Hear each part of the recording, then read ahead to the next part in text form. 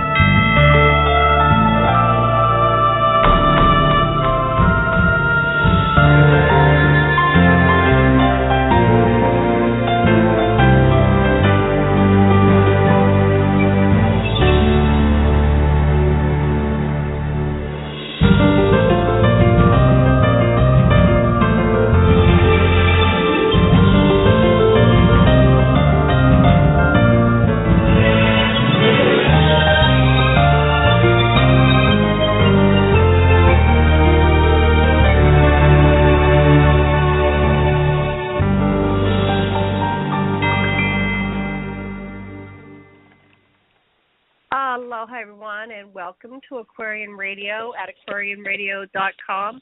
And I'm your host, Janet Lessin, with my co-host today, Reverend John Polk. And this is an episode of Experiencers Network.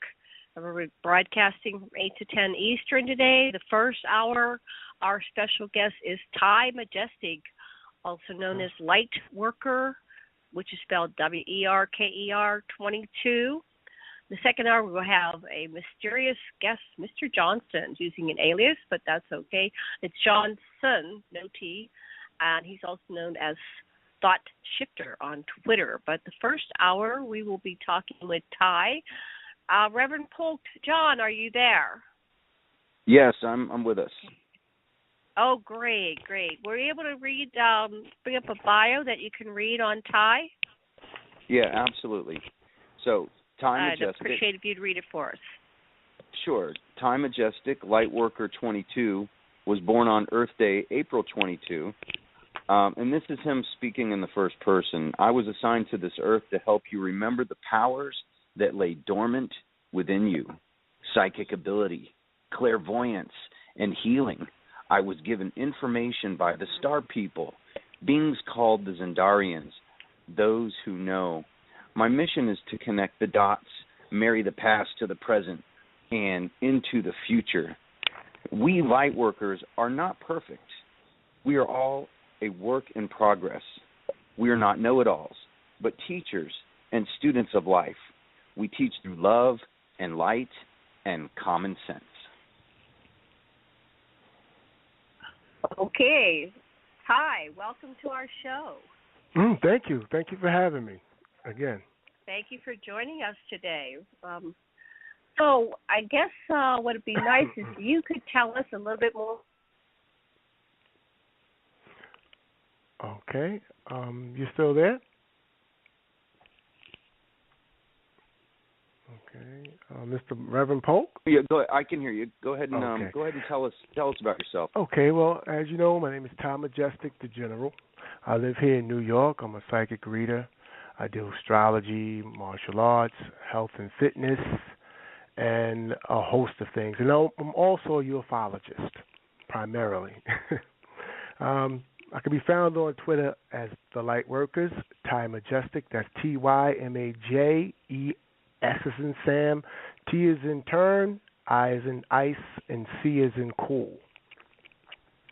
I'm a UFO contactee as well. The Star family transmit information to me, and I put it out to the public just as is. The way it comes is the way I let it flow. I don't put my own spin on it or doctor it up in any type of way. It is what it is, and that's what I put out. I'm a light worker, and light workers are born. We signed up for this duty before we chose these matter bodies that we wear. 7 million of us in the world from all races and walks of life. We're from here, there, and everywhere. From a lawyer to a truck driver to a cab driver, an actor, sports person. Some of us are unemployed. But we're all light workers, and we're here for one common cause, to raise the vibration on Earth. The love and light must be restored here, because we got away from it, folks, and we have to get back to the love and light and realness as well.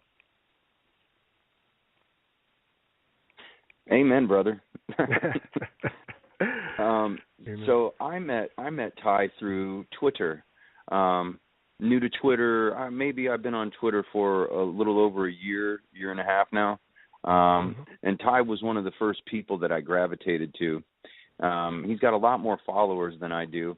But you know, it's all good in the wash. But anyway, I of course read his tweets. He was one of the first people that started to follow me, and I followed him. I'm pretty sure I followed him before he followed me.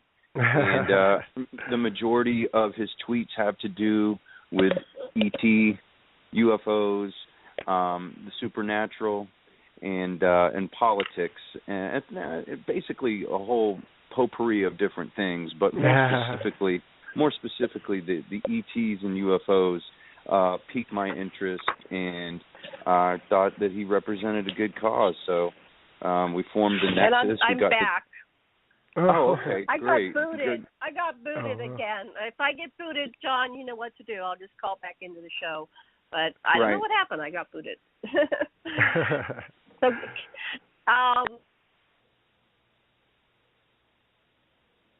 okay, I guess she got booted again. I guess I'm not sure. Well, thank you for having me as well. I appreciate it. I just wanted to give a couple of shout-outs to a couple of people that helped out here. Like go Matt. Ahead. Yeah. Yes, I wanted to give a couple of shout-outs to a few people that helped make this possible, like Matt Nally, the Naked Shore Killer, CH3, Jane Coles, Venus Albright, Young Dubs the God, Desperado, Starseed, Half Human All Light, Silver Star Child, Jackie Eckert, Melanie, Wake and Bake, AJ Mercury, and everyone else. Light salute. Wow. Thank you for riding with Lightworkers. So much more. Thank you so much for coming on to and listening to our show today. And this will be archived, and we'll spread that around after the show as well for those who missed today's broadcast. Okay. So I was really interested in two parts of what you said earlier. I wanted to start with your contact as an experiencer. And I know you were saying something, John, but I'll pass the baton back to you after I asked this first question. How old were you, Ty, when you had your first contact? And could you tell us about that experience? Sure. I was 8 years old in New York City. And I was up one night watching wrestling. But then it was called the WWF. Now they changed it to WWE. But upon retiring, I went into my room and found a ball spinning around in my room, a purple ball of energy light, around and around. I thought it was coming from outside. I wasn't absolutely sure where the light was coming from. And I'm looking at this thing swirling around in my room, and the Master Narai appeared, which is a star being. She identified herself as the Master Narai right before me. It was a totally mind-blowing experience. All my emotions went off at one time. I mean, I didn't know whether to run, to run, to hug her, or to cry, to laugh. It just seemed like I had a total set of emotions that just took over me at that moment. Wow. On. And then she was communicating with me, and I'm like, "Are you real?" And she says, "You can touch me." And I was a little reluctant at first, but then when I touched her, I just got this burst of energy, like love and light, this mind-blowing experience, and it was almost like putting your finger in a light socket. So wow, what did she look like? She was tall, thin, olive skin. She had white hair and lavender eyes that I found very interesting, like almost like swirling marbles. Phenomenal, beautiful. She was amazingly beautiful. We were talking, and then I realized that there's no words being said. We were communicating telepathically without words or wires. Mm-hmm. And I'm like, wow, this is something else. And then she was just telling me of so many different things about current events and future events that were to take place. And she had a device in her hand as well. And the thing about it, the device that she had looks like the iPhone today that we use. And this was back in 1977. Wow. Yeah, so I was looking at this device that she had, and we were able to, anything that she would talk about, I was able to see it actually like 5 times HD on this flat device that she had. Real life recordings of events on Earth like the American Revolution. I seen that, the early Earth, how the planet got started, the dinosaur age, a lot of biblical things that happened here on Earth. They actually recorded these things, these events, and I was able to see it 5 times HD back in 1977 from this encounter. Amazing. And now, was that the? Go ahead, keep going. Yeah. Yeah, that was the Master Narai, who's a representative of the star family of light. She's just my guide, my spirit guide, the Master Narai, which I put a likeness of her out on Twitter. I don't know if you get some time, you can look it up and check it out. It's a really close likeness of how she actually looked. I'll go see if I can find it. Yeah, interesting. She's a Pleiadian-Syrian mix. Her name is the Master Narai, and she's the person that taught me this light information. Now, was that your only encounter, or do you have more? Yes, after that, I met with her 22 times after that. We had light classes where I would go to astro levels and receive information, uploads and downloads of information, and attend meetings sometimes as well, galactic meetings that take place in different pockets of the universe. Sometimes I was able to go there. John, do you have a question for Ty? Yeah, so she was a mix between Syrians and the Pleiadians. Yes. Is that not to be confused with the Zendarians? The Or the Zendarians, are they somebody different? Yeah, that's a different species. The Zendarians are supreme judges. They can be found in the Bible, Revelations chapter 4, verse 4. These beings are they're part of the original group of creation. The Zendarians are. They're 12th density beings. They're actually judges, supreme judges of the highest council or federations that we have here, because there are many different federations throughout the universe.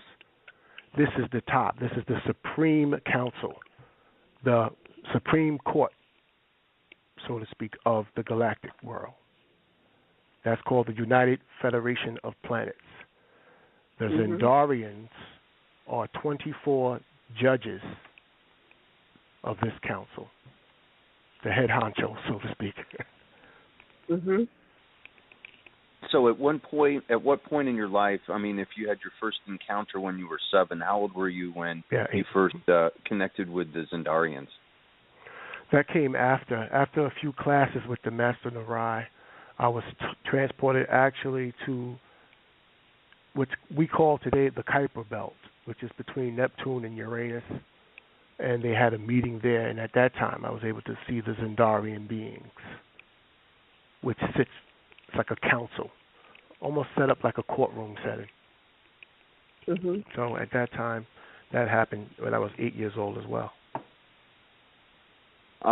So the Master Narai, was she human looking in appearance? I think when you first explained her, it was a purple orb or ball of light. Did she morph into more of a human like female from the purple ball of light?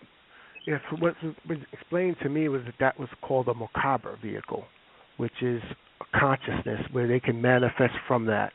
So that ball was actually her consciousness, and then she took on an arm-leg, arm-head form from that. They manifest through these from the orb to a physical composition, so to speak, and they have an arm-leg, arm-head form, and that's what she was. She was a woman, the Master Narai, from that. So these are ways that they can travel as well. They travel through these orbs as opposed to using a craft, a metal craft, or any type of UFO vehicle. They can transport their consciousness to different places as well. So what I was seeing when I was little, and I'm looking at this ball, was actually her in a conscious form, and then she manifested before me in a human form. You follow? That makes total sense. I do. Total sense. It does. I've heard of it happening. I've actually had it happen in my own home too. Oh, okay. Which will blows your mind. Yeah, it's called a macabre vehicle. You know, so think if we were more Sasquatch in appearance, you know, might she have manifested as more of a Sasquatch? Or if we were more reptilian in appearance, would she have manifested more as a reptilian, insectoid, reptoid, etc.? Does that make sense? Do you think that she manifested into more of a human because we are human? To my knowledge, they are human. Like where they do have the physical composition of the human makeup. They're that as well. So I'm not absolutely certain if they can shapeshift like that into other species, or the reason why she presented herself to me as a human was because I'm a human. So I'm not absolutely certain about that. Oh, okay. But all the 22 contacts that I had with her, she was a human. Nice looking human at that. Nice looking human. Now I'm Yes. looking on. I'm on your Twitter account. I think I'm trying to find the picture, but I may not be in the right place. I just want to remind you. Please send that to me. I find it. If you go up, John, do you know where to find it? Yeah, I sent search? it. You know Okay. what? I'll resend it right now. Let me find it, and I'll send it again. Okay. Yeah, because I want to see what she looks like, and then I will put that up on the website so our listeners can go find that and see what you're talking about. She favors a celebrity. She favored a celebrity that we Jada Pinkett Smith, Will Smith, the actor's wife. Yeah, gorgeous. Yeah, she looked a lot like yeah. that, but with lavender eyes, like purple marbles, and with a lavender aura, phenomenal. She told me she was 247 years old.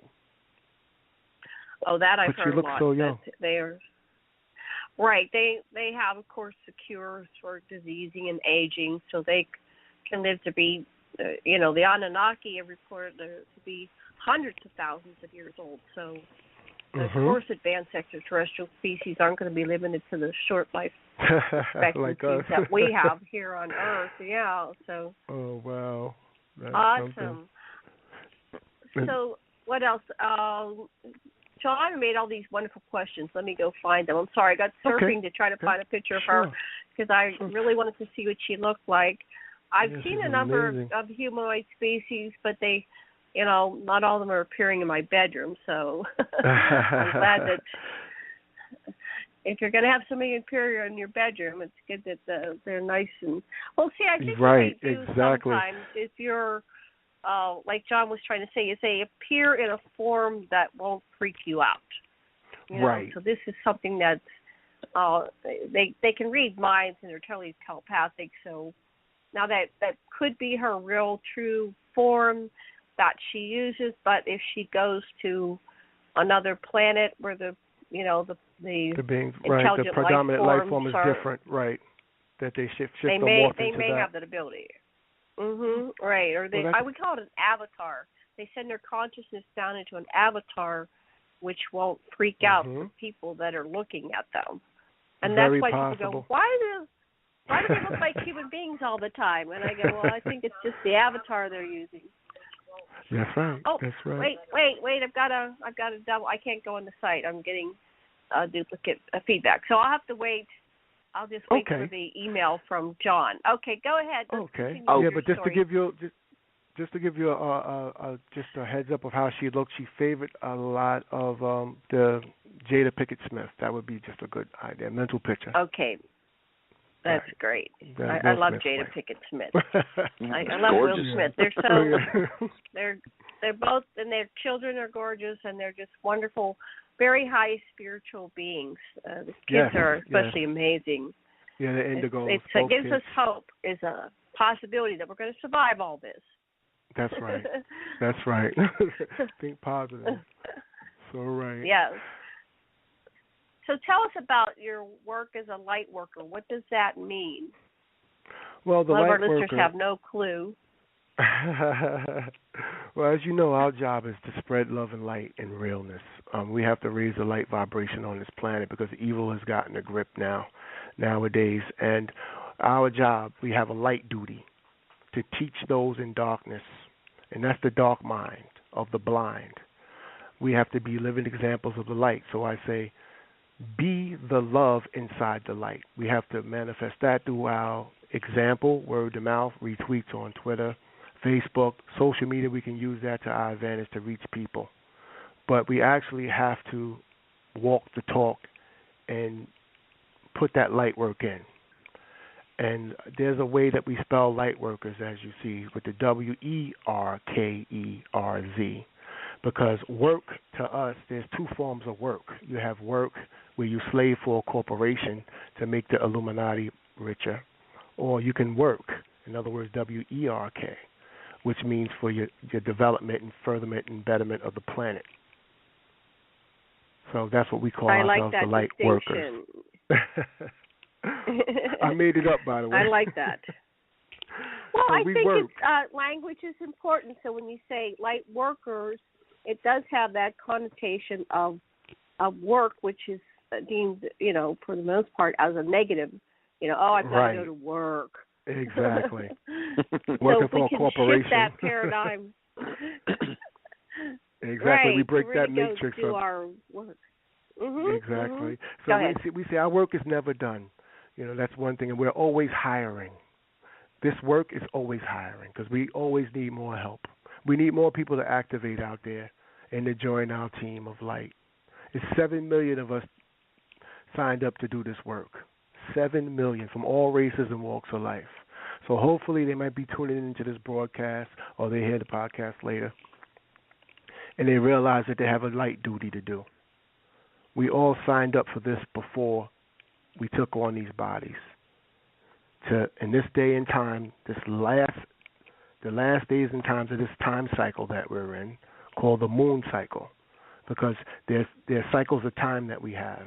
Right now, we're in the moon cycle of 2,500 years, where the negative effect rules the positive effects. This is why it seems like people who are full of love and light, good-hearted people, always get the bad end of the deal. The rich person wins lotto, whereas the poor person loses their dollar.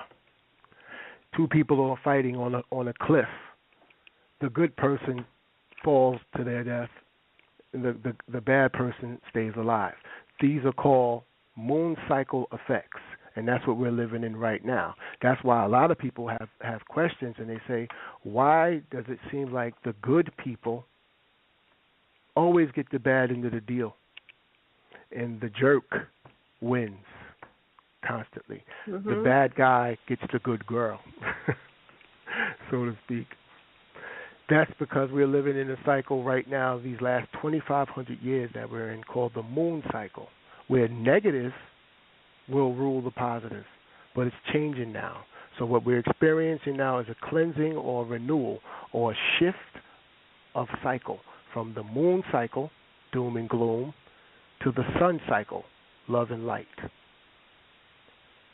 The sun cycle will start once we raise enough of the love and light vibration on this planet again.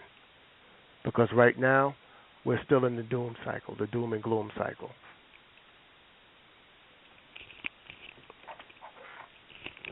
You see. All right. Yes. Okay. So, John, you're there. Your turn. Yes. John? Yesterday, Ty and I had the opportunity to talk, which was really good. I always like to talk to a guest before we actually bring them on the show. And I was telling Janet, I can psychically feel you, the nonverbal qualities of not just your voice, but hearing somebody's voice, their vocal timbres, their intonations, their inflections, their personality bleeds through their voice, and you can start to empathically feel what kind of person that they are. And so Ty and I were going back and forth, and our philosophies seem to match up pretty well. we're both in agreement that we're going through some kind of paradigm shift. And Ty used the term earth energy conditions, something to that effect, which actually made a whole lot of sense to me because, like you just said, we're definitely in a state of flux and metamorphosis. And it's not just, the people that inhabit this planet, but it's the Earth's soul that's going through it as well. And it's abundantly clear, and it's something that if you're at least the least bit empathic, you can totally feel it. And then we talked about Yahweh, who was Enlil, and then, as above, so below. So, the way the world is right now, we're not in the best place, like you alluded to just a minute ago. But we're moving in that direction. So as above, so below. So if this all is going on Earth, what's going on in the heavens? You got to figure the ETs, the multiple factions of ETs, they're going through the dark and light battles as well. And right now we're being watched. Right now Earth is up for evaluation. As I stated before, there's a Supreme Council of beings that judge planets. And we're up for evaluation because we're holding up the progress of this universe. This universe is called Zendarians, place of the hollow planets or the hollow rocks, so to speak. So it's called Zerkaya. These planets that we have are hollow, yes. And our universe is called Zerkaya, which is the 12th universe, by the way. And we're up for evaluation, so we're being watched, folks. And how many universes are there? Oh, how many universes are there? Billions. Billions. Okay, so billions. I mean that's significant to be the first 12. In the first 100 even. Oh, yes, on billions. This side. There were 12 as so this is one of the original thoughts was the original manifestation of consciousness into physical form was this universe of all the billions that were later created. So that was like very significant. So we're going through the yugas or the cycles that you're talking about, and we're at a certain point in our evolution, individually and collectively. So that's what I get from what you said. Okay. Yes. So, and we're up for evaluation as a planet. So tell us about the evaluation. Well, yes. What does that mean to be evaluated? In other words, it's in the Bible. In the Bible sense, they would call it Judgment Day. Whereas highly advanced beings that seeded this planet will evaluate our progress, whether we're rising or we're descending, whether we're growing or we're stagnant, because we can hold up things. See, a lot of people don't realize that it's all a collective. If Earth isn't progressing, it spills over to other planets and other things. So in order to graduate, if we're at a standstill, we're stagnant on a fourth grade level, we're holding up other things in the universe.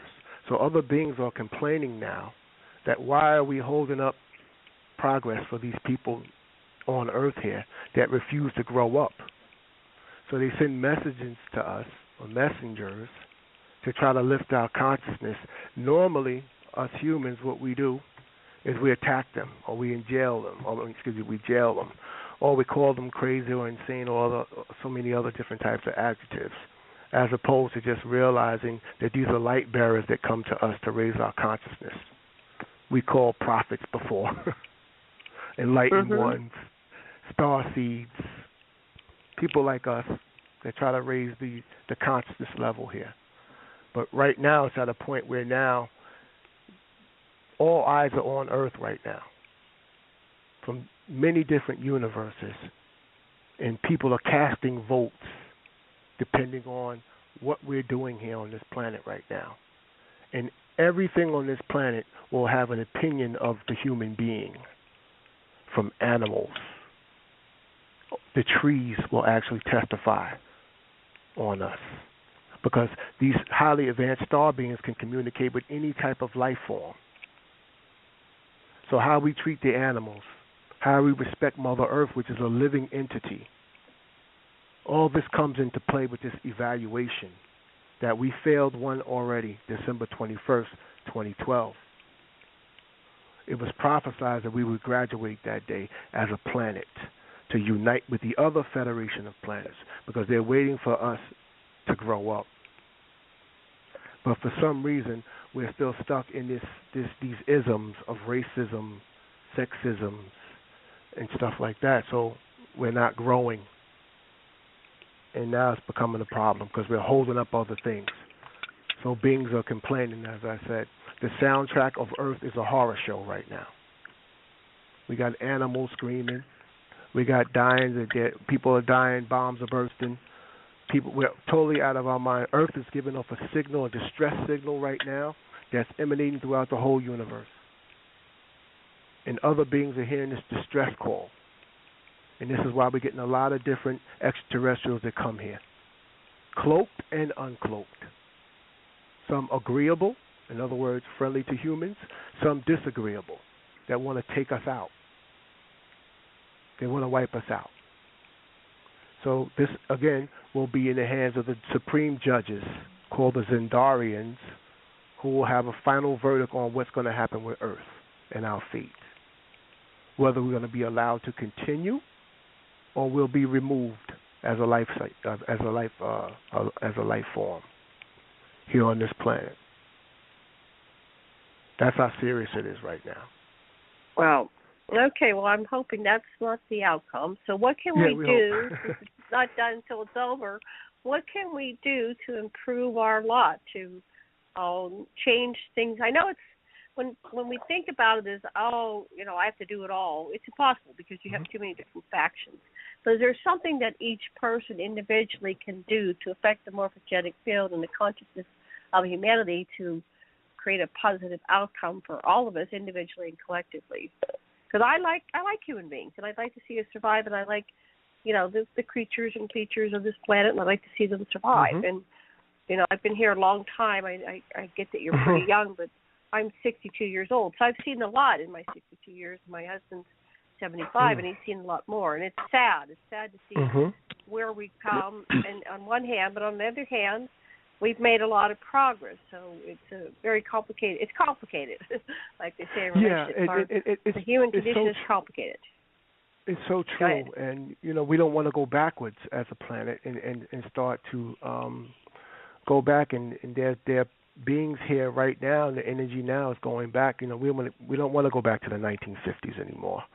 We don't want the racism. We don't need all of that now. We're supposed to be growing up as a planet. But there's forces here right now trying to take us back. I don't know if you're familiar with the politics scheme, but there's a lot of things going on right now to try to take us back to our old mind state that we should have graduated from by now. Because these skin and race. I lived through it. I lived through it. I was a young girl when Martin Luther King was marching. I experienced the race riots. I hated it. I couldn't wait for us to move past that period. And I, danced a jig, an Irish jig, when we finally were unified, and it seemed like we were growing up. I grew up on Star Trek, and that was my inspiration. Here it saddens me. It just saddens me with what's going on, the racism and the hatred. It's just I just crawl to bed depressed, sometimes. Exactly, but it's called a race because people run away from talking about it. That's why it's called a race. Yeah.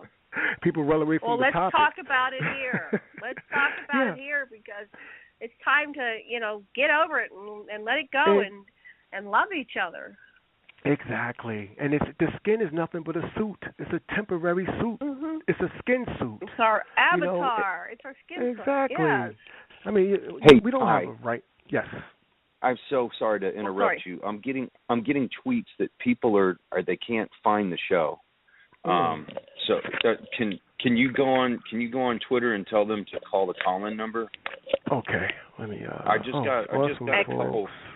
I just got a couple messages. I just got a couple, like 3 of them, like in the last 5 minutes that they can't find. Excellent. I guess the website's still down. I think that's probably what they're doing. It's up. I don't know what's going on. It's up, but I got a few people here. Yeah, I got a few people here that found it. blogtalkradio.com /Aquarian Radio is another way to get on it. Plus the phone number. So there's many ways you can get on. Okay, I just tweeted some things out. blogtalkradio.com/Aquarian Radio. Okay. Mhm. But yes, we want to move forward as a planet, and we're a collective. You know, all these races and all these isms that we have, these divides, really are very petty and minute, and we should not give them power anymore. We're all residents of Earth. All of us here. We all need sunlight, air, food, and love. No matter we all what. We share air. I'll think of it this way: we are breathing the same air that's been here since it began. So all the billions of people and beings that have lived and died, we are breathing them in some sense, and they are us, and we are they. That's so true. That is so true. Here it says call in to listen to the show. Okay, the website says error 403. I guess the website isn't up, or yeah, did you? Yeah. Okay, let me just try. Maybe the website is. I'm having problems. Although it's coming up for me, so I'm not sure what's going on. I might be getting a cache version. Okay. But like you said, go to blogtalkradio.com/Aquarian Radio and should be able to find it. Yes. Right. Easy. Okay. Or call it 646-649-0893. Right. 646. Okay. Yeah, 649-0893. Okay, yeah, somebody just sent it out. That's great. Getting a lot of cooperation. Thank you, Twitter. Thank you, Lightworkers, for assisting the show, which is a great thing. You give love, you get love. That's how it works. Simple math. Yeah, got to reciprocate. Yes, got to reciprocate. So much. But yeah, we're up for evaluation, folks. So we got to put out our best. We have to demonstrate the best parts of humanity. We have to take the high roads, forgive, learn to forgive each other. Stop minding your business so much. This was another thing. This was the downfall. This was a trick for humanity when you mind your business so much. No, it's your job to care if the person ate next door. It's your job to care if people are all right again. We're losing the humanity in humans. We're losing the connection, the love bond, because we're focusing on these differences. We have to focus on love and light again, folks. I say all the time, love is green, as you see in nature. Get back to the green love, the green light, the healing, the organic. Sometimes take a walk in nature. Turn off the TV, turn off the radio, unplug. Take a trip to nature. Eat more green superfoods. We have to fight, folks, because evil has invaded our planet. And they want to take our Mother Earth from us, some beings that's here. Because Earth was a prize, and it is a prize, mostly water. We have 360 energy points, and we're at a 97% energy level, folks. We're like an almost full battery, so it's attracting other beings where they might be coming from different places where their plan on their energy is depleting. So they want to come here and feed off our stuff here. So we have to take a stand as humanity. One human race with one common cause. For this light and love to be restored on this planet again. Because we got off course, folks. We've been under a sleeping spell for the last 2,500 years, where we've become more materialistic. We've put money over life. We have to get back to respecting Mother Earth again. I was born April the 22nd, Earth Day, which I feel like I have a right to speak for her, because I was born on Earth Day. So I feel like I'm in tune. That's cool. And that's not coming from ego. That's great. That's coming from fact. That's not coming from an egotistical place. That's coming from fact. We are out of balance, folks. We have to recalibrate again. We have to get back to love. We have to get back to light. We have to connect again, inside and out. So we have to tune in with our inner ear. We have to listen. Do a lot of listening. And don't be afraid to judge people that come in your surroundings, because the aura doesn't lie. Mouths lie, but auras don't. Learn to read auras. Learn to read energy. Learn to read eyes, because the eyes are windows into the soul. A person's mouth can lie, but their auras don't.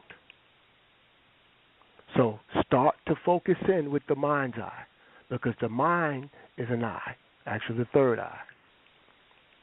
Don't just rely on your two physical eyes anymore, because they can be deceived.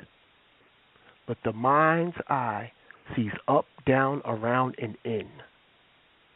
And that comes from focus, folks. Get away from all these GMO foods, because what's happening is the GMO foods are sending silent messages to your DNA to shut down, and it cuts you off from light codes that's being sent to us to help us grow. So go organic if you can, as much as possible. Get away from these red meats. Stop eating so much meats. Deal with the fruits and the vegetables, organic style if you can. You can get my Light Advice ebook on my website. It's 120 light tips that I got from the Star family. Tips of daily living. When you get up in the morning, how you can start your day off in love and light. How to properly meditate. What to eat, when to eat, and the times to eat. What to surround yourself in your house or your apartment with that can help further your evolution. Get back to having green plants in your house again. Uplifting colors on your walls. All this plays a part in development. Get back to that, folks. We have to get back to that, because we're being distracted. Everything calls for our attention to go outward as opposed to it being inward. Meditation helps your life run smoother. It has nothing to do with religion. So people try to tell you, don't meditate. They're trying to keep you away from tuning in. And that's doing you a disservice. Because as above, so below. As within, so without. Everything you're looking for is within you. So seek God first within you, because that's where it is. The kingdom of God is within, the Master said, which makes much sense. Yeah, the Western world is so caught up on there's God and there's us. Like we're two different things. We're two different entities. And it basically defeats the whole concept of one right off the bat. And you'll see me tweet, maybe once every couple of weeks. You don't need a priest and you don't need a church to have a relationship with God. And that goes against everything in most religious texts. Most religious texts will tell you that you cannot have a relationship with God without a preacher and without a church. I think we're all in agreement there that is completely false. Exactly. And it came to me, as taught to me in the light information, that religion is just training wheels. It's like training wheels. Like when you were younger, you rode a bike and you needed those support systems until you were able to ride free. That's what religion is. Now it's time to grow up, take off the training wheels, and realize that God is within. So we really don't even need religions. That's why at Lightworkers, we don't deal with religions. They can keep the 4,200 religions. We don't deal with religions. Because the love of God existed before these religions. We don't need it. You can love God without having a so-called one of the 4,200 religions.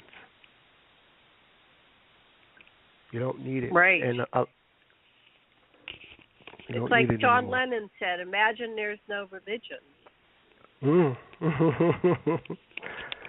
So right. Yeah. It's We such a don't great need it. song too. And it figures that he gets assassinated when he was exactly 40 years old. He was born in 1940, assassinated in 1980. 40 years old, Right. completely. He changed the world with some of his songs and lyrics. Yeah, I mean, he was a light worker for sure. yeah, absolutely. Well, and dies a martyr also. You know, think about it. Just like Martin King, they both passed to the higher life. Martin King and Malcolm X at 39. Interesting, around that 40 well, mark. there you go. Oh, yeah. Right around the same age. It's something else. We come in as light workers or light bearers here and present certain information to people, and some people just don't want to change, and that's all right, because maybe you'll catch it next lifetime. You know, all we do is present the information. We plant the seed, put a little water on it, and the rest is up to them. You know, you can give a person a book, but you can't force them to read it. Mhm. That's a good point. Yeah, you can buy a person a book, but you can't make them read it. So Ty, Well, we have about 15 minutes left, but I wanted to address one of my talking points, and this was something that we had talked about on the phone yesterday. How I was telling you how I had summoned some ETs at a UFO conference, and they actually showed up and were talking to me, and I meant and tried everything within me to take a photograph of them. And they did the Jedi mind trick on me, and I basically blocked me from doing so. And you said that you had a similar experience where you're right next to this ET, it enters your mind, man, I need to get a picture, and something blocked you from doing so. Well, how do you interpret that? What do you think happened? What do you think blocked you from taking that picture?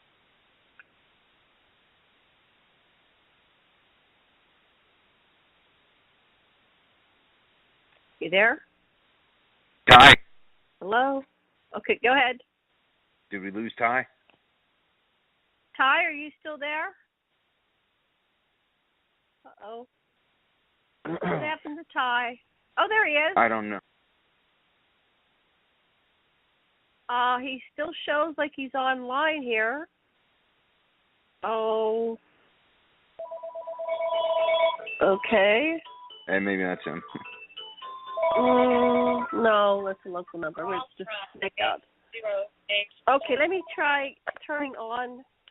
I'll ask the listeners. There's like three of them. If they have a question, I don't have a number for Ty, so. And his is unlisted, Ty, or it shows up. Yeah, it shows up as it's not going to tell you what his number is when it shows up. Okay. I have one area code 407. I don't know if that's Ty. Anyway, let's click on. Okay, then his is 914. Ty, you'll have to hang up and try calling back in because we can't hear you. But in the meanwhile, while we're waiting, let me just see if anybody in our audience here has any questions. Okay, area code 516. I'm going to click you on. Do you have any questions for, Ty or for me or Reverend? Okay. No, they're not. Hello, is anybody there? Okay, I'll just put them back on mute. They're probably listening. Okay. Let's see if this is Ty. Yes. Hello? Oh, Hi. hey. Hi. Yes, okay. Now you're I don't know back. what Hey. happened. Hello. Oh, I got booted earlier too. That was really weird. Well. What happened today? So. Oh, that's interesting. Anyway, you're back. We're back. I think he was asking a question, Mr. Polk. Go ahead, John. Ask your question. I don't know if you heard what I was talking about, but we were talking about how we both encountered ETs and we tried to take photographs of them. Yeah. And something blocked us from doing it. I mean, we had our phone or our camera in our hand, ready to take the photo, ready to prove it to ourselves, number one, but to the world that, ETs exist, and most of them are here to help us. But both of us were blocked from taking those photos. So what my question was is, what do you think happened and why? Well, what was told to me is they don't want to be worshipped. The actual drawing would be acceptable. As far as, because I asked several things. I asked actually to get a rare diamond from another plane that I was on at one time to come here in order to open up a light center that we're trying to do, and I was told that can't happen because right now the moon cycle is still in effect. In other words, the Illuminati or the unseen group or the Draconians, they still have a grip on the planet. They have a certain amount of time that they can do what they need to do here. So these beings, by presenting the actual picture, would cause a lot more problems than we need right now. So I wasn't allowed to do that. And they're a lot wiser than us. So it's perfectly fine. If I was told no, I was like, okay. But a drawing would be okay. They don't want to be worshipped in any shape, form, or fashion. So a actual hardcore photograph wouldn't be permitted right now. Oh, you know, it's funny. Okay. I just found your book, Light Advice. Yes. You want to talk about your book before you have to go? Oh, yeah. Like I said, you can get the light advice on my website. It's 120 light tips of daily living. A lot of things, helpful reminders of how to make our journey through this life a lot easier. And respecting the natural laws and universal laws. It touches on a lot of different things. That's food for the soul, because we're sleeping giants, folks. 12-strand DNA. We need to reactivate again. We are actual superheroes, folks. We're sleeping giants. We have to activate again. And the Light Advice book will help you do that. To show you proper ways to meditate, things you can eat to expand your aura, how to bring back past life memories. There's a host of information in there. So I encourage you to get it, everyone that's on this path of light, to help with the journey. It's called The Light Advice. It's a good read, folks. Make sure you check it out. Tune in to me on Twitter as well. I'm on Twitter, and we're putting the information out on Twitter. It's free. The information is wonderful. Get with those tweets, folks. There's a lot of information in there that human beings were never supposed to know. Sometimes things come through where I get some information from the Akashic records where I reveal who is who on the planet. Start telling you things about past lives from people here. Everyone is here right now, folks. Throughout history, people are here. People have reincarnated back on this planet right now, because this is like the grand finale. This is the evaluation time. All sorts of beings are here, good ones and bad ones, are here again, walking and talking amongst us right now. And a lot of our star family are here as well. And no, they're not just like little green men running around. Some extraterrestrials look so human you wouldn't even know if they sat next to you on a bus. That's how they look. They are sitting next to you at the bus. Exactly. Some of us are here. Some people are here already, walking and talking with you.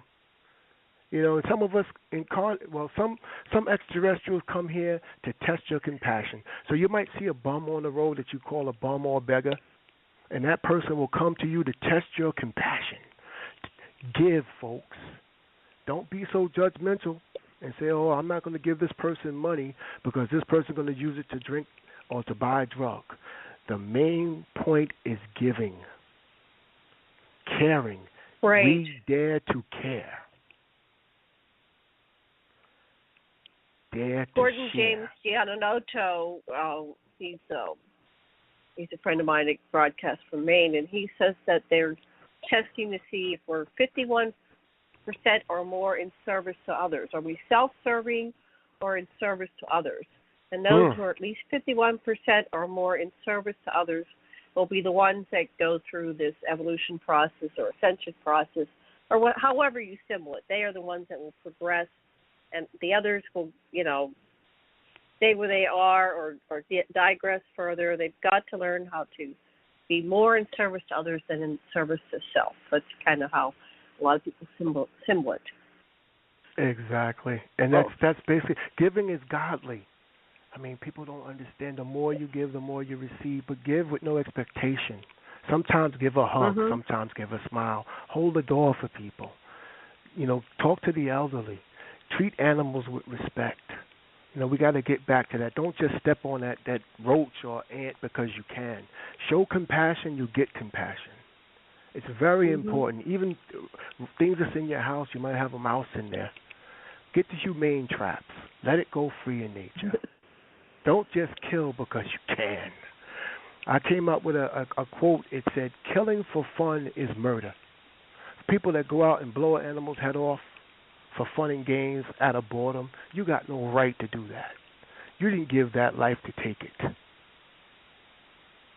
Learn to respect life on all levels, folks. It's real important. And that's the Lightwork way. We are the new human beings on this planet. We are Lightworkers. We work on behalf of the universal creator to further this planet. Join us. You can connect with me on lightwerkers.com, or you can catch me on Twitter. My name is General Ty. I'm on Twitter. Thanks for having me. Well, thank you for coming. John, any final words for Ty before he goes? Anyway, I met him through Twitter, and I like to follow what he says. He's got a lot of good information, and he's not there really to just inflate himself. He's there to share information that is intended to be helpful, to help other people. So tune in, listen up, and you stand a chance of learning something. Thank you so much, guys. It's wonderful. I got a real good energy from you. Yep. Wonderful. Same here. Blessings. Thank you. Blessings. Okay. Aloha. Aloha. All right. We're going to take a little commercial. Good night, Ty. We're going to take a little commercial break here. We're going to play a song. And if you can get the number for our next guest and send that to me, John. Don't say it live on the show here. And maybe the first three or something. I'm going to put this on pause real quick, and I'll be back in 3 minutes. Okay, me too.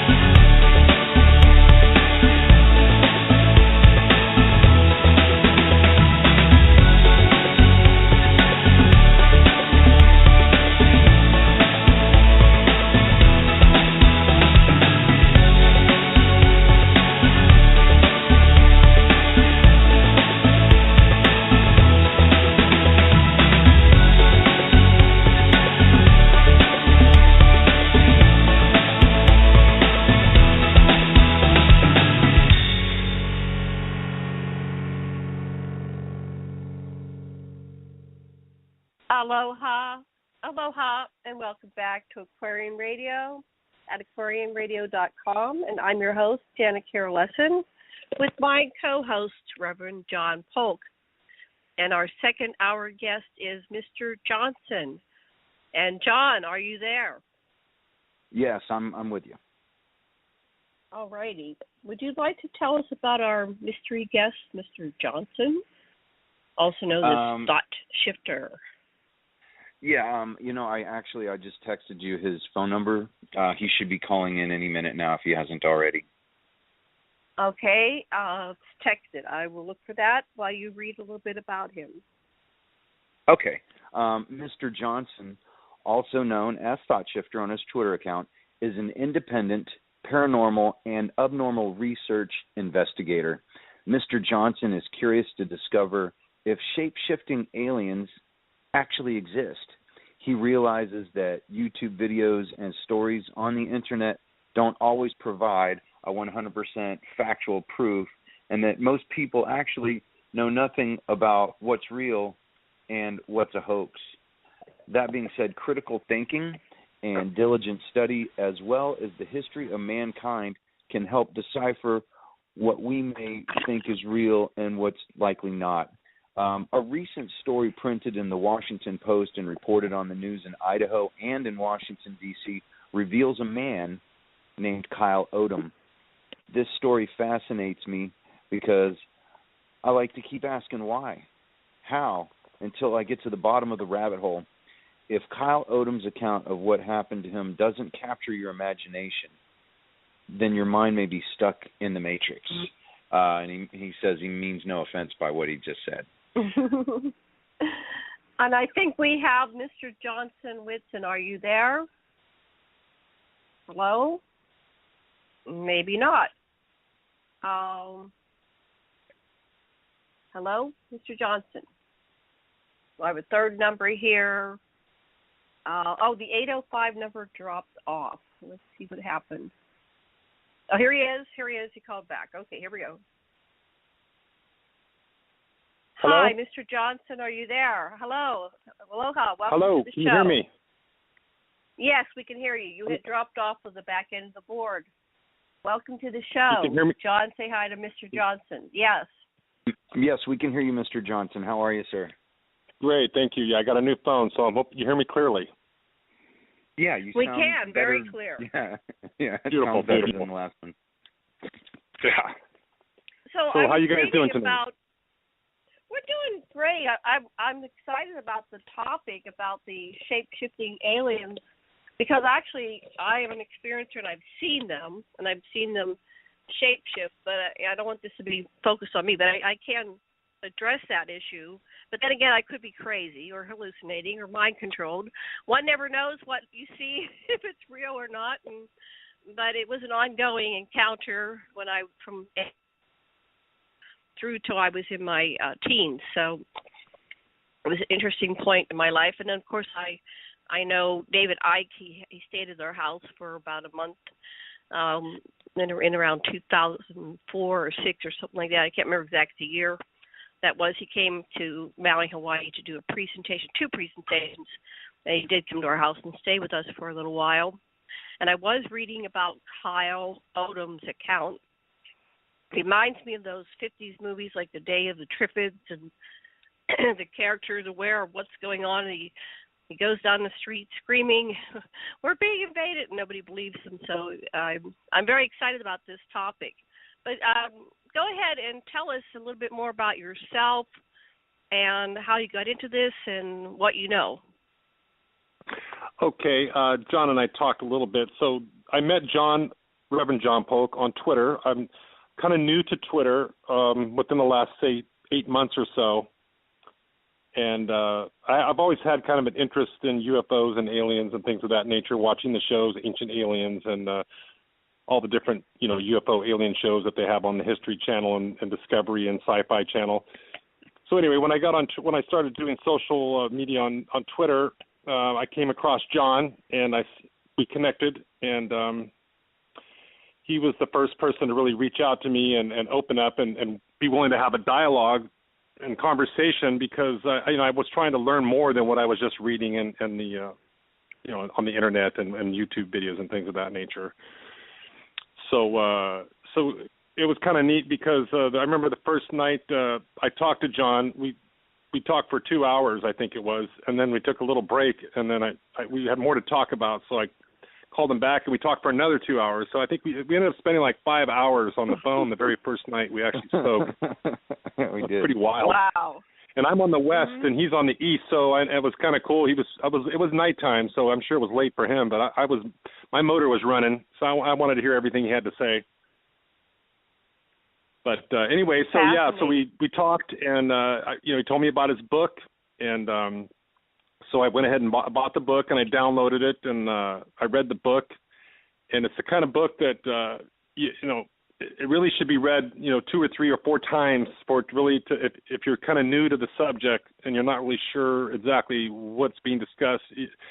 You almost have to study it. You can't just read it and say, oh, that was interesting. You got to study it, and you got to really kind of dig in, and you got to do your research and your homework, and you got to look back at history and see, okay, well, how does all this add up?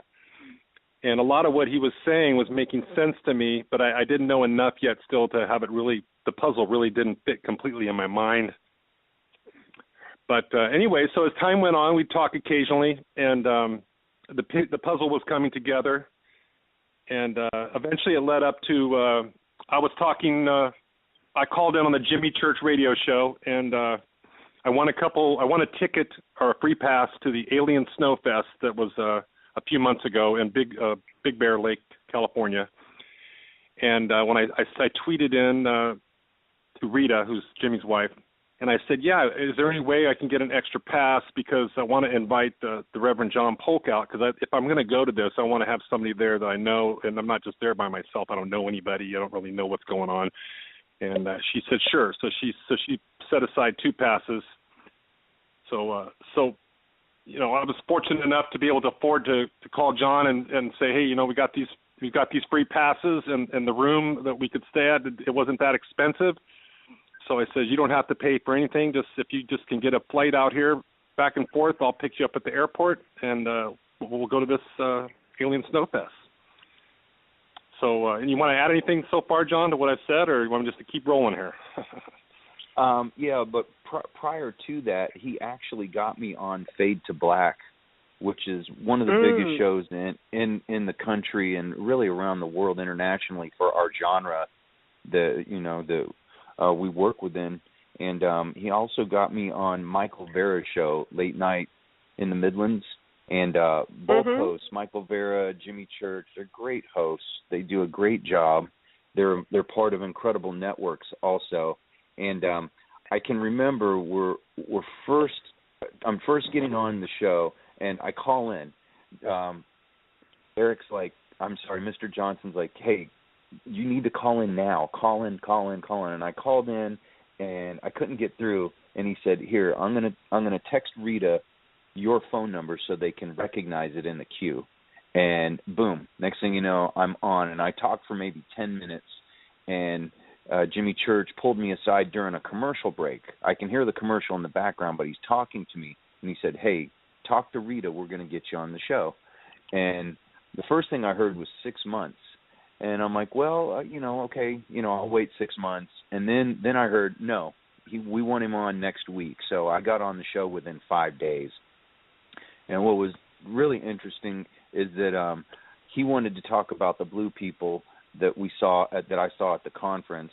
And he already knew the story. I had no idea that the story had gotten all the way over to Burbank, California, and that he knew about me. He knew about Audrey Hewins. He knew about R. Keith Andrews. He didn't know the whole story, but he knew enough to know that he wanted that story on the air within a week. So where it looked like I'd have to wait 6 months, Mr. Johnson was instrumental in getting me on some really big, high-profile shows. So I owe him a lot, and can never thank him a lot for doing that for me.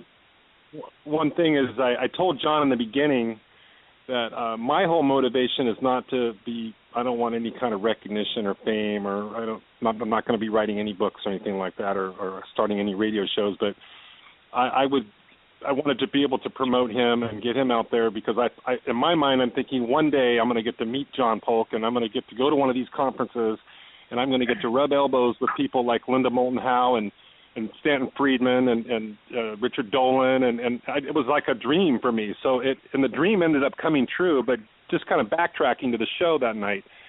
You know, I follow Fade to Black. There's a Twitter handle, hashtag Fade to Black F2B. And the night John came on, Twitter was just on fire because his story that he tells and experiences that he relates are just so fascinating and just so amazing that the people on Twitter were just loving it. And so it was just mesmerizing. So the show was a hit. I mean, people talked about it. I think John said, would you have like 200 notifications in your Twitter box that night? I did, and I must have absorbed probably 300 or 400 followers within a few days, just from that show alone, literally. And then lo and behold, we ended up getting to meet a bunch of them at the conference because about half of the crowd there were what you call Fadernauts, who were followers of Fade to Black and Jimmy Church's show, and we all hung out. We all hung out the whole time that we were there. We all hung out, and it was kind of like family that you never knew that you knew. It was very familiar. It was very familiar, and everybody felt comfortable around everybody. And there wasn't really a bunch of cliques, where this clique only talked to those people in their own clique. Everybody wanted to talk to everybody.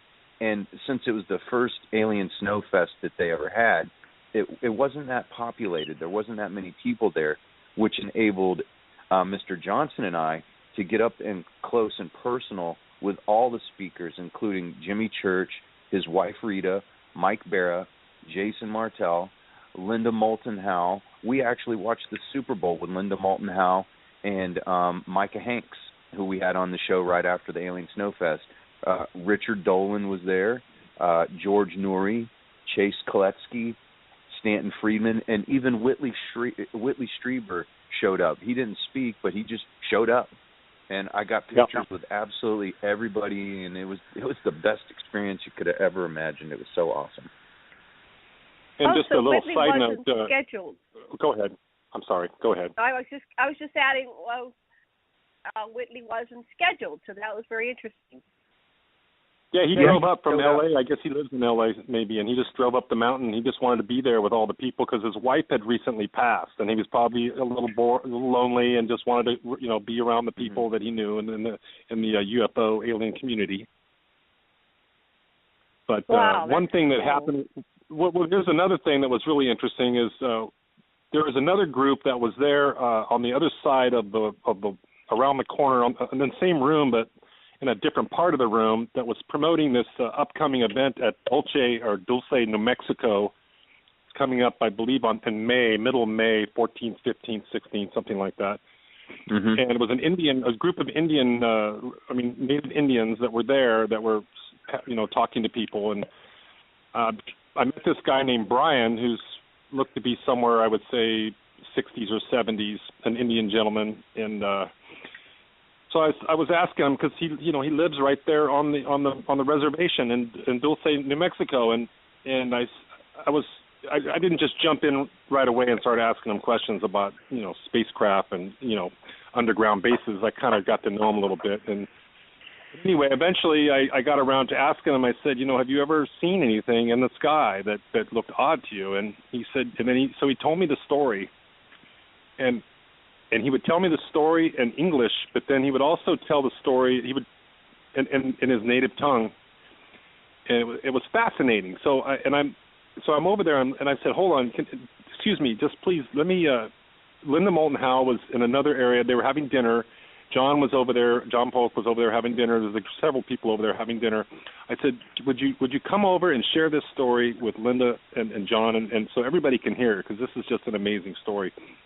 So he said, well, yeah, I'd love to meet John and Linda. So anyway, I brought him over, and I won't go into the details of the story because the show's not long enough. But the gist of what he shared was that there was one time that he was tending to the land out there, and a craft emerged above the Archuleta Mesa. It was just hovering up there, and he looked at it. And he was looking at it, and eventually it hovered down to the base of the mesa, and there was there's a lake or a river of some sort of water mass that was down there, and it was just kind of hovering along the water and moving slowly, and then all of a sudden it went into the water.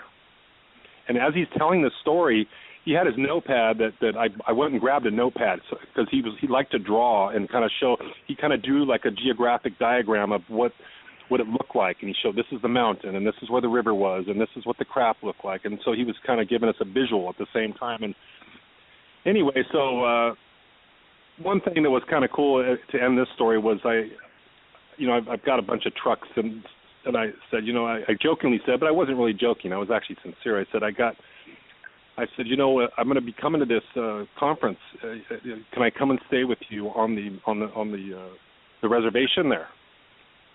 And he said, yeah, sure, you're welcome. And I says, well, if you can put me up and take care of me, I says, I'll bring a truck down. I'll leave because he was talking about he didn't have a vehicle. He couldn't pick me up at the airport. And I've got this old 66 Ford that still runs pretty good that I don't use. It's, so I said, I'll give you this truck if you'll take care of me. So anyway, that was kind of interesting. So we'll see. That'll be another show down the road after we go up there to Dulce, New Mexico, see what happens there. Interesting.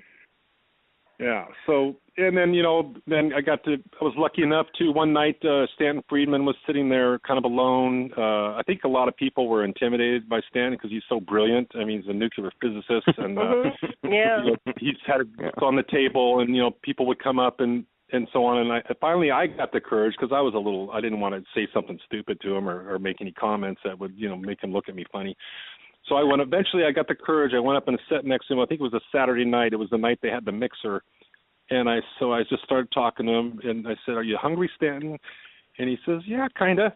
I said, the food here, it's free for you guys. You don't have to pay for it. He goes, yeah, I know that. I go, well, let me get you a menu, and why don't you see if there's something on the menu that you'd like to eat. So I went and grabbed him the menu and brought the menu back. So he's looking at the menu. He goes, yeah, this orange chicken looks really good. I go, okay, so I'm thinking, okay, good. I'm breaking the ice with Stanton Friedman here.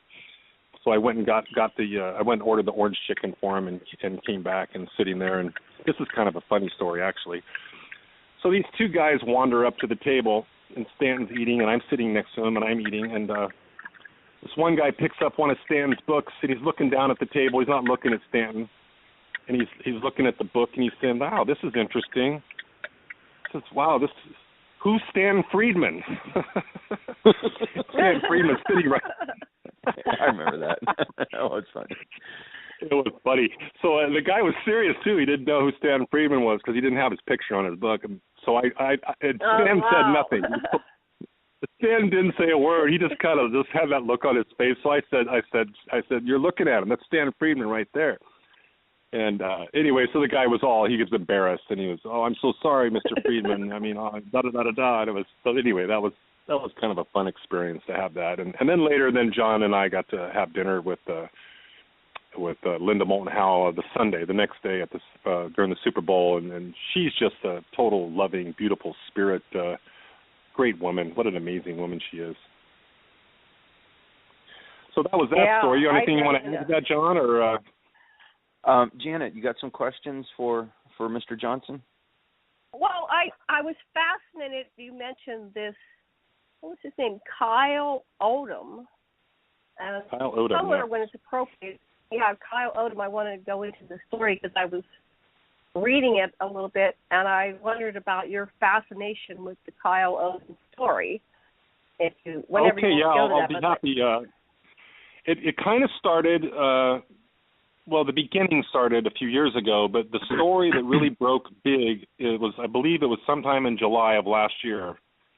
And you might have heard the story. It was in, I believe it was Beverly Hills or Brentwood, California. I think it was Beverly Hills. A guy by the name of Jeffrey Lash. Do you remember that guy? I don't pay Jeffrey attention Lash. to the news. Okay, so this was on the news this is a story that came and went very quickly, and I think most of us know why these stories come and go quickly, because the media and the press doesn't want people talking about it or digging in too deep to figure out what's really going on. But the bottom line was the headline to the story is half alien, half human Jeffrey Lash, found dead in his SUV parked on the side of a road in Beverly Hills, California. And So then the story goes on. Basically, and then I'll tell the short version of this story, but then I'll get into the Kyle Odom story, was that Jeffrey Lash lived with his girlfriend in Los Angeles, and they owned lots of property. They shared a condo together, and apparently he had several properties with several storage facilities. And he had informed his girlfriend that he was dying, and he had also told her that he was half alien. And there's another lady, I can't recall her name off the top of my head. It was either Deborah or Kathy, who worked with them and helped them manage their real estate management business that they had. And she knew that this guy, Jeffrey Lash, was telling just the people very closest to him that he was not fully human, that he was half alien. And so I don't think that it was a thing that wasn't a topic that they discussed openly in public. And so this lady that was working for them, they lived in Oxnard, California, which isn't too far from Los Angeles, California. The young lady even told her mother about this guy, Jeffrey Lash, that was a half alien. So I mean, her mother was like, really? Wow. She was kind of blown away, of course. But anyway, so the guy tells his girlfriend and tells the girl that we'll call her Kathy, that he's dying. They're at a restaurant in Los Angeles. They go out to the vehicle, the SUV, and he says, I'm going to die now, and when I die, you need to take me and the vehicle and park it in this particular area in Beverly Hills and leave the vehicle there, and they will come and get me.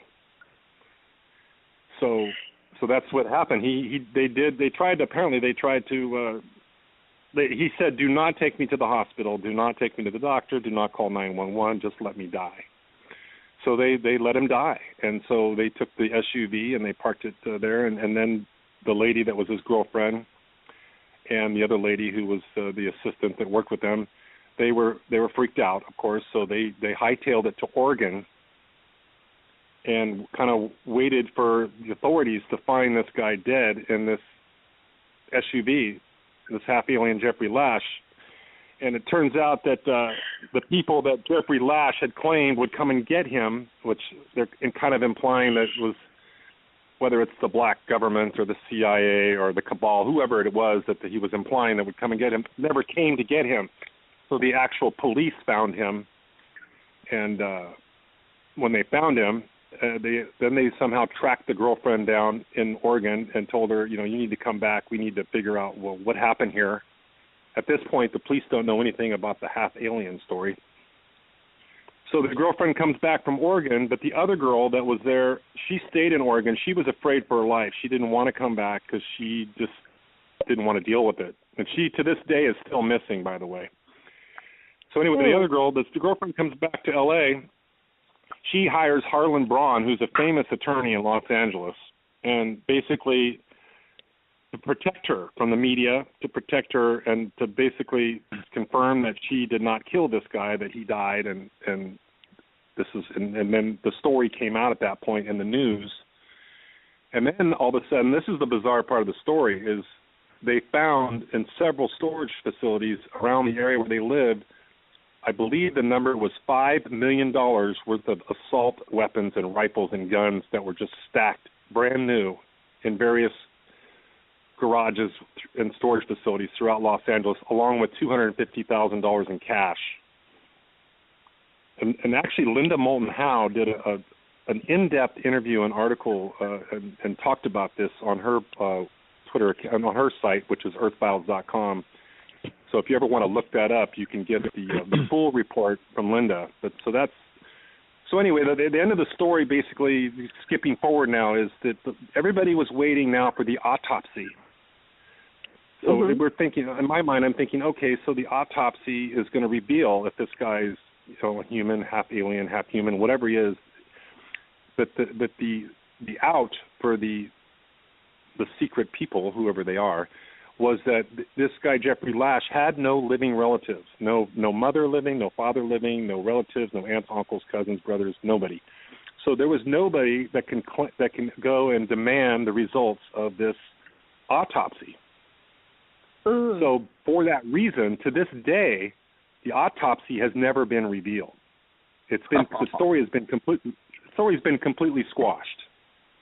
And I asked Linda about it at the Snowfest, and she says, I've tried, and I've tried, and I've tried, and they will not give up any information. They will not tell me anything. It is shut down. That's the exact words. This case has been shut down. So that story right there made me start to think, okay, well, it's a crazy story, but, what's the possibility that any of that could be true? Who knows? Right.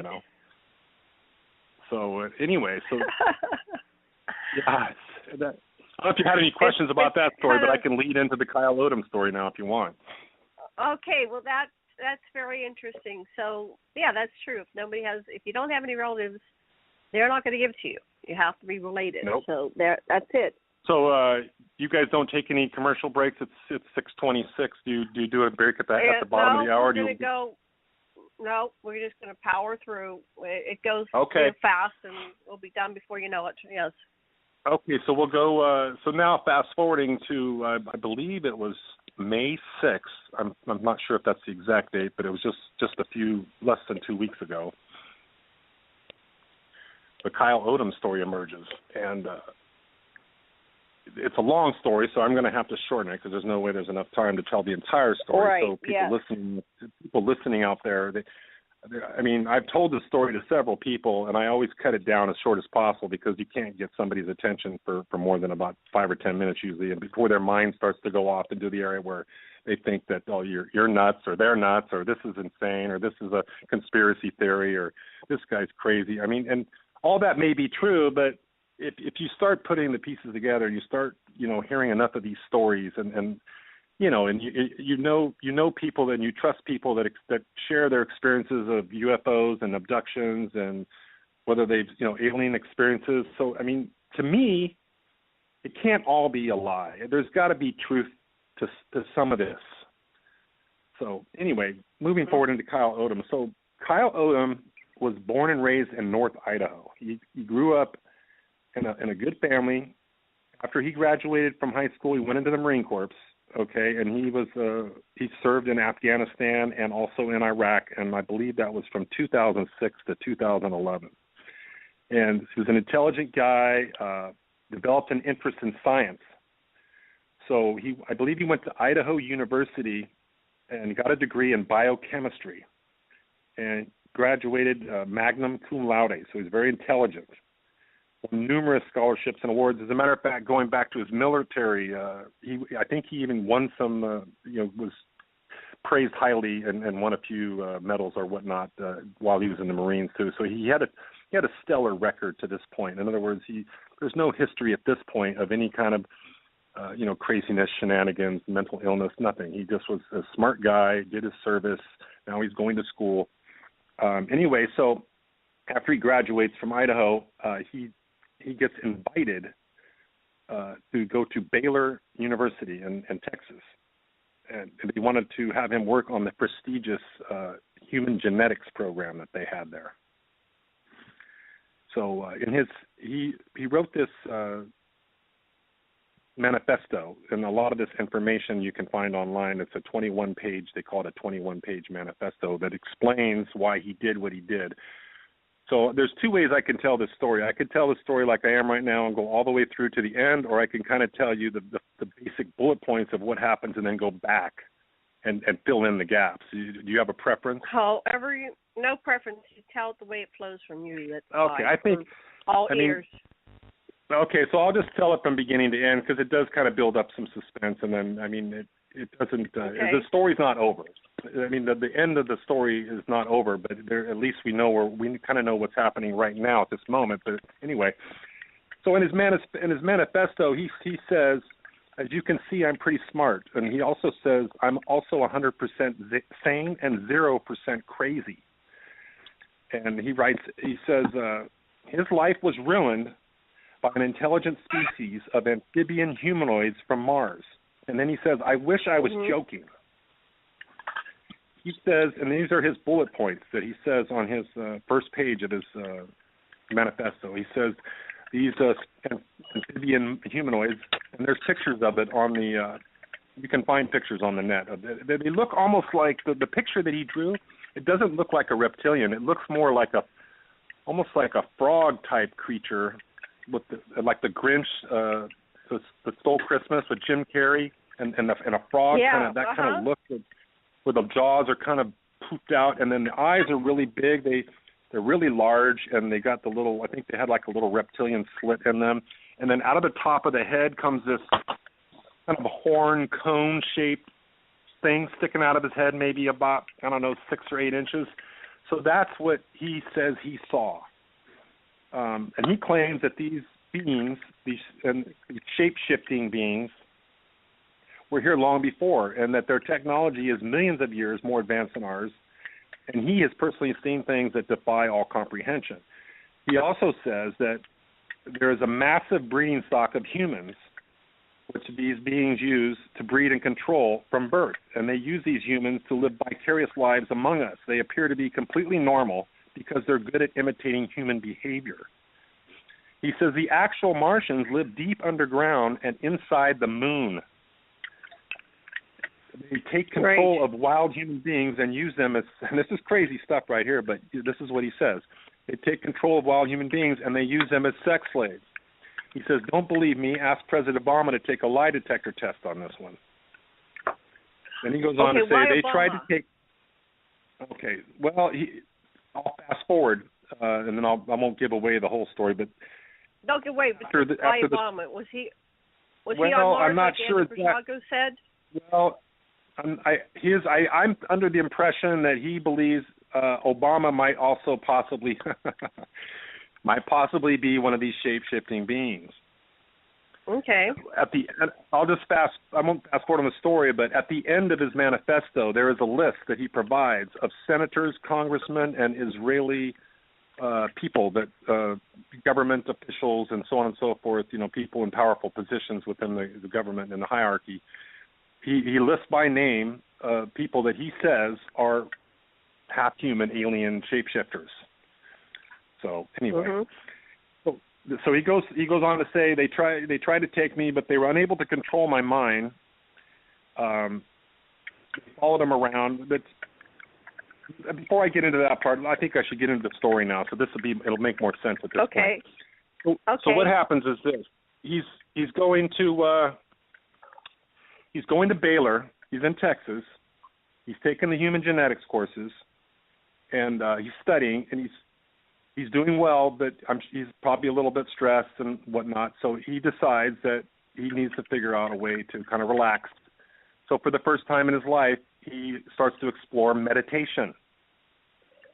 So he begins to practice meditation. One night in the beginning of his meditation practice, he gets into a realm, and John knows a lot about meditation. I don't know a lot about meditation, but John probably can even add to this if he wants to. But during one of his experiences in the beginning of his meditation, a blue light comes to him in his consciousness during his meditation, and speaks to him telepathically. The light becomes this entity, this amphibian humanoid from Mars entity, and the experience that he has at that moment, he describes as being this euphoric, like amazing, most loving, unconditional love, just the greatest blissful feeling that he's ever experienced in his life, that he's getting as a result of this interaction with this being that he's having during this meditation. So after the meditation's over, he stops meditating. I think he's probably a little freaked out by this. He decides that it was too heavy for him. He's not going to meditate anymore. That just kind of blew his mind at that point. So, and I'm kind of skipping into the more of the hot points of the story. So I'm going to skip through a little bit. But the bottom line was, at this point, I think a week or two passes, and he starts to. Let me backtrack. After that experience, he's going back to his classes, and suddenly these classes that he's taking that were difficult are now no longer difficult for him. He says that it's like he's listening to the teacher speak, the professor, and he's seeing, and what the professor's saying, he's seeing the flaws in what he's sharing in the human genetics and the whole biochemistry of the class. It's almost like he knows more all of a sudden than what the professor's saying. He sees more. It's all clear to him, and so he starts to become bored with the class because he feels like he already understands everything. All of a sudden now he understands everything, and he's just started the class. So he decides he's going to drop out because he just doesn't have any interest anymore. So at that point, when he decides he's going to drop out, is when these entities start to come back and visit him again. They don't want him to drop out. They want him to stay in this class. They want him. They have a plan for him. Apparently they want to use him for whatever it is they want to use him for, and to further their agenda, supposedly, is what he's saying. So anyway, so that's that kind of. So at that point, he's not wanting to deal with this. He's not accepting that this is real in his mind. He's trying to block these things out of his mind. He's trying to pretend as though none of this is really happening. And then so these beings then start to change, and now they're not so loving anymore. Now they're trying to control him. And what is really kind of a really strange part of the story, which I've never heard any kind of alien interaction story. I have heard alien interaction stories in the past where there's some sort of whether it's sexual or whatever it is, where there's an interaction of some sort that involves a feeling of a sexual feeling. But these beings were apparently causing him to just, for no reason, all of a sudden I'll just lay it straight out there, to have these erections and it would become painful for him. And so he's having these sexual experiences. He's having these sexual dreams where these entities are coming to him in his dreams, and he's saying that, they seem real to him while he's having this dream. It's almost like it's a real experience. So anyway, he's still trying to deny this. He's still trying to block it out of his mind. They're trying to do everything they can to try to control him.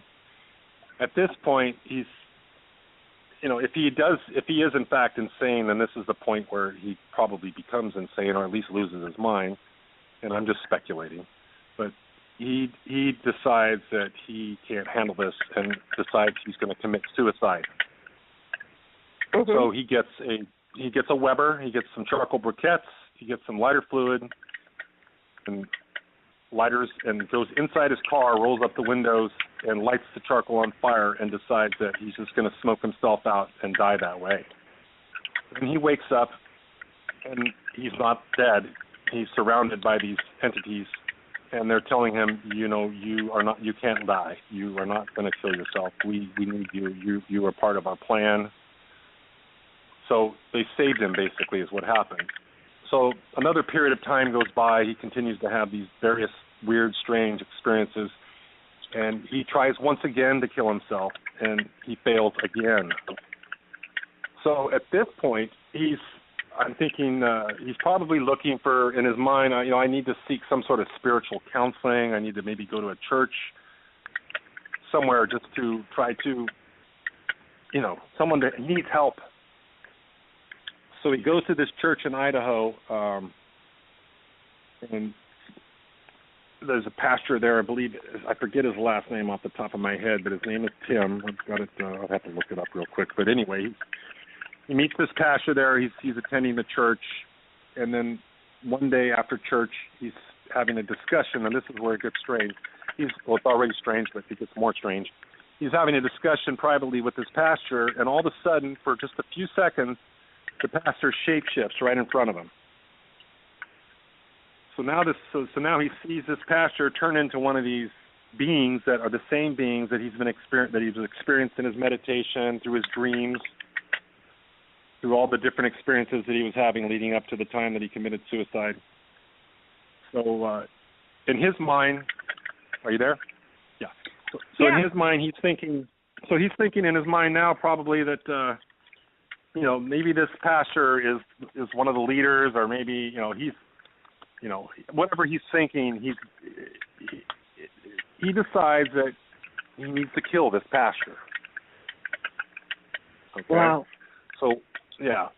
And this is the part that's now all over the news. It's on the internet. It was in the Washington news and also the Idaho news. But so what he does is he waits for the pastor one day after the service to come out, and there's nobody around. And he said he fired 12 shots into this pasture, but the report says there were 6 shots that entered the pasture. Shot him in the head, shot him in the chest, shot him in the arm, shot him in the leg. I mean, he's a Marine. He knows how to fire a gun. He was aiming for all the vital spots that he could find on the pasture to try to kill this pasture, and not one of them killed. In other words, he did not succeed. The pasture is alive today and doing well. He's recovering. He did not kill the pasture. Amazing. It is amazing. Yeah. So I could pause for a minute. Do you have any questions, or you want to throw in anything, John, or do you have any I can keep moving forward, or you guys have anything you want to ask? Let me interject something. Is the way that Ty Majestic started the show earlier in the first hour, he talked about an orb that morphed into a human-like figure, and you said something basically to the same effect. What Kyle Odom ran into, and then Janet and I have both heard about that, an orb morphing into. And I came up with the concept as, well, if I was more reptilian, or if I was an insectoid, or, if I was a Sasquatch, maybe that orb would have manifested into a Sasquatch or an insectoid. Or no, but since they were human, they could manifest into something that looked human so that it wouldn't scare us and we'd be comfortable with them. And Ty Majestic said that the one that he saw kind of looked like Jada Pinkett Smith. It was beautiful, beautiful woman. But I think that orb could have manifested into anything that it wanted to, since it was a shapeshifter. And this is a trippy dream I had recently where Travis Walton comes to me in my dream, of all people. And he says to me, the way to shapeshift is to electrically phase your mitochondrial DNA. If you can electrically phase your mitochondrial DNA, you can in effect change your DNA and shapeshift. Now that came to me in a dream, but it makes sense because the nuclear DNA we get from the father, the mitochondrial DNA we get from the mother. So if there's a a physiological component to it, it makes sense that it would be DNA, mitochondrial DNA from the mother, the creator. I don't know. I just thought I would throw that in after that dream. That was an incredible dream. Yeah. So going back to the story, he had already purchased a one-way ticket. He was in Idaho when he shot this pastor. His name was Tim. He'd already purchased a one-way ticket to Washington, D.C., and he had this manifesto in his hand along with these zip drives with information that he had put on there. So his plan was to shoot this pastor and then go to Washington, D.C., and somehow get this information to the President Obama. So he gets on the plane and he flies out there to Washington, D.C., and at this point, they didn't have any suspects in the shooting. I mean, it just had happened, so they weren't able to stop him from the no-fly. So he was successful in getting to the airport, and he's successful to getting to Washington, D.C. He got there, and then he gets to the White House, and he's literally throwing over the White House fence these documents and these zip drives with this information, his manifesto. And so the Secret Service comes out, and they're, like, what is this guy doing? And so they arrest him. And so they detain him in Washington. He's currently in the Metro D.C. jail. But the point is he. I just lost my thought there for a second. So so they found out after they had arrested him that he was a suspect in this shooting with the pastor. So he confessed. It wasn't like he'd already written it out. He'd already written it out and was in his manifesto, and he was throwing it over the fence. So it wasn't like he was trying to hide this information. He wasn't trying to kill this pastor and then try to run away and not get caught. His whole thinking was he's doing this for mankind. He's doing this because he wants everybody to know what's really going on from his perspective and what he experienced. And he was willing to sacrifice, whatever freedom that he had to get the message out there. And so the message, he did get the message out there. I mean, maybe there's still probably a lot of people that haven't heard the story, I'm guessing, and it may not, and it's a lot of these stories come and go pretty quickly because, the media is just, it's not part of their agenda to promote this. They want to keep these sort of things quiet. They don't want people panicking and starting to think and ask questions. So anyway, so he's in jail now. They arraigned him, I think it was last Friday, a week ago. He's got a public defender. I actually tried to contact the jail. I wanted to see if I could somehow put money on his books, so to speak, so that he could have phone calls. Because I've sent several emails and I tried to contact the reporter that reported it in Washington, the reporter that also reported it in Idaho on the news. I've sent them numerous emails, just real simple, nice questions, trying to get them, can you tell me, this, can you tell me that, or do you know this, or do you know that? They do not even respond. There's no response. So they're just not releasing any information other than what was in this manifesto. And so basically at this point, the guy's saying, I want a 30-day turnaround on this case. I believe he pleaded not guilty.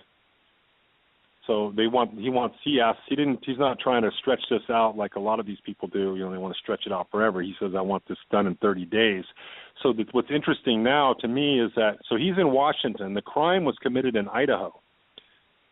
So they've got till April 6th to determine whether they're going to send him back to Idaho and handle this case there, which is where the jurisdiction should be, because that's where the attempted murder was committed. Yeah, they normally expedite them back to where the crime happened. So it would be very unusual if they didn't do that. Exactly. Because, so my thinking is this. I'm thinking this. So if they do not expedite him back and they come up with some reason why they're going to keep him in jail in Washington, D.C., it really smells like a cover-up, more so than if they do expedite him back. But I think I would have to think that there's two things. That either, it's a reach to say that it's true, but who knows? But if they start trying to protect the story in strange ways, it actually makes it look more like it could be true, or there could be some truth to the story. Or, of course, and here's what they did do. Apparently, they've already, one of the news stations, I think it was in Washington, hired a retired psychologist, an older gentleman, to review the 21-page manifesto. So in their little 2-minute news story that they did about the manifesto, the retired psychologist says that based on what he has read, he has not had an interview or met in person Kyle Odom, but based on the report that he read from Kyle Odom, the 21-page manifesto, he says that he believes Kyle Odom is a paranoid schizophrenic. And then they also put on the news, the main headline was Kyle Odom, History of Mental Illness. That was the big giant headline, History of Mental Illness. But from my research, from what I've been able to see, there is zero history of mental illness, that nothing started happening strange to this guy from what I can tell so far until that night of the meditation. And then his reaction after him trying to kill himself and then, of course, trying to kill the pastor, at that point, I guess if you wanted to call it a mental illness, you could probably do that. I mean, there's obviously no justification in trying to kill somebody, regardless if they're a shape-shifting alien or not. I mean, but it's a bizarre story. It's what's going to be interesting is it's got to be played out. I mean, it can't be. I just can't imagine the end of this story can be swept under the rug because, he's in jail, he's alive, the pastor's alive, he's got to go to trial. so what do they? I mean, what can happen? He's got to go to trial. So if he goes to trial, the story's going to get told even more in detail from what I've told you tonight, and even more detail in the 21-page manifesto that he wrote. So I'm thinking they don't want this to go to trial. Well, it doesn't matter. They've got their spin masters. They will ridicule him. They'll use it. They'll roll his eyes. They won't allow testimony. It'll be irrelevant. They've got total control. If he goes there and he says his stuff, they'll just call him the alien person. I went and testified recently in February, first part of February. I was an expert witness in a trial involving Tantra. I'm a Tantra teacher. And they brought up my alien stuff, and they all rolled their eyes and laughed. And I don't even have the story that this gentleman does. I'm a reporter who does radio shows on it. But every opportunity they can in the mainstream, they will take it and they introduce the giggle factor. So it's not really relevant to those people that are in. Yeah, I mean, the bottom line is make fun of it. What Kyle's saying, I highly doubt he can prove what he says he experienced. It's his word. That's all it is, really, is him saying that. So, I mean, for someone just to make up this story and write a 21-page detailed report of what and why and when and how, I mean, it just doesn't add up. I mean, to me, it's like, okay, so if you want, I like it, like John said in the beginning, why? I mean, I'm the kind of guy that, okay, we get into the hole and we ask why, and so we get an answer to that why, but yet the hole's not done yet. We still need to go deeper. So then we ask why again, and then you keep asking why till you get to the end, and then you have the whole story. Then you can put together the pieces, and then you can start using your critical thinking, and it may turn out that he is paranoid schizophrenic. But then with all the stories, and and John know, and I know, and many, many other people know, of all the reports of the UFOs and the alien experiences and David Icke and the reptilians and on and on and on. Mm-hmm. I mean, why would people need to make all this up? I mean, there's not such an industry. You folks are not getting rich telling these stories. I mean, anybody that doesn't know that. Andy's in jail. And I know that. And I know. Yeah. Yeah. And what's the benefit? Nobody that are telling these stories, there's no benefit financially. I mean, you're putting yourself out there to be ridiculed for no benefit whatsoever, other than the benefit of mankind to know maybe what. And I don't know if it's the real truth. Again, I know nothing. I'm just reporting what I see and what I read. He could have some mental illness problems. Not saying paranoid schizophrenic, but he could have, and still have had these experiences. He, and contact these experiencers. Can be presidents to police people to garbage men to people that have mental illness. It still doesn't invalidate that they have had contact, because there's over 200 million or something they estimate now that have had kind of close encounter of a very intimate kind with extraterrestrials. So if they took all three of us here on this show, they'd call us crazy and try to lock us up if they could. But too many people are talking about it now. So we can't even be concerned about his mental state, although I do question because he tried to, shoot somebody or try to assassinate somebody. That's questionable. But, if you had a gun in your hand and somebody shape-shifted in front of you, you might go into that primal shoot. But I don't walk around with guns in my hand for that. One of the reasons. If somebody's going to kill me, I guess I'll get killed. But at least I won't end up fighting for my life in jail, which isn't fun. Exactly. Yeah.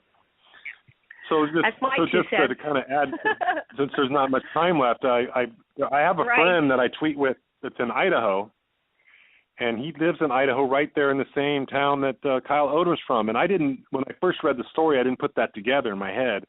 But then I started looking at our tweets, and I realized, wow, this guy lives in Idaho. And I've been tweeting with him, and maybe he could tell me some things.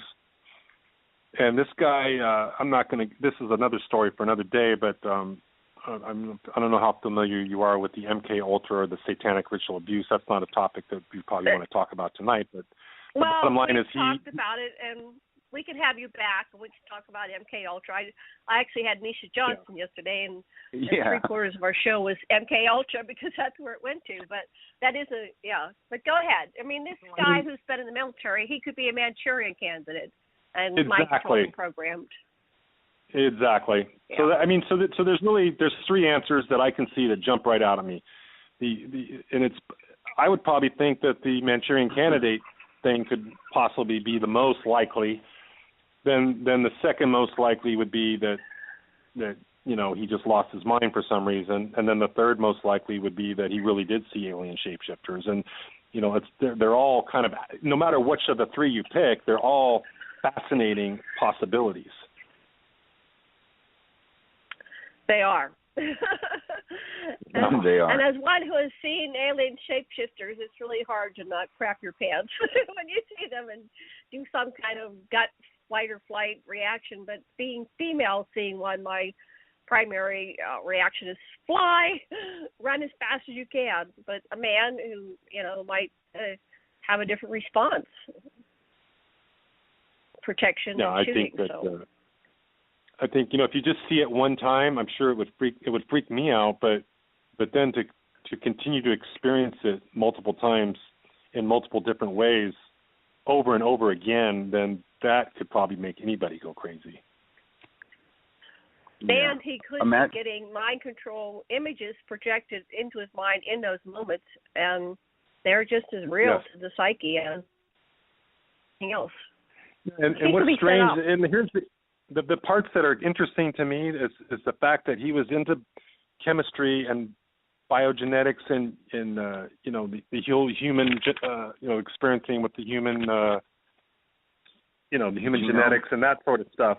The whole science aspect of what his and so maybe this guy that I talked to in Idaho suggested that maybe he came across something or discovered something that he wasn't supposed to know, and then that's when they triggered him at that point, possibly. If that's just a reach, of course, but that's another possibility. Mm-hmm. But I think another thing that he told me, and this is the last thing I'll say about the satanic aspect, but my friend in Idaho who's had experience with the satanic ritual abuse, starting as young as 2 years old, all the way up to 13. He's an adult now, so. But anyway, I asked him about that. I said, what do you think? And he says, well, there are currently 9 active satanic cults operating in Idaho. And I says, well, how do you know that?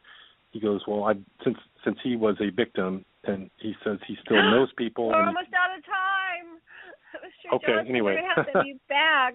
No, 90 seconds. So I'll let that go at that. But there could be a satanic edge to this. Who knows? You never know. So it's a lot of wild story, though. But thank you guys for letting me come on and tell the story. I hope it was interesting for you and your listeners. It was very interesting, and Mr. Johnston, we'd love to have you back another time. I'll have that John talk to you and negotiate a time with you. We have 60 seconds. John, final word for our listeners. What would you like to tell everybody?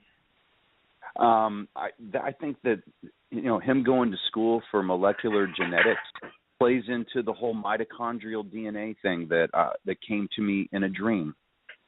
I think there's something to it, and I think that Odom knows a whole lot more about it than I do. Yeah. Excellent. Okay, we'll see you again tomorrow, everybody. So love and blessings, Dan. Aloha. Thank you very much. Janet Lessin. Aloha. And Love John and blessings. Polk signing off. And Mr. Johnston. Aloha. Good night. Good night. Good night, everybody.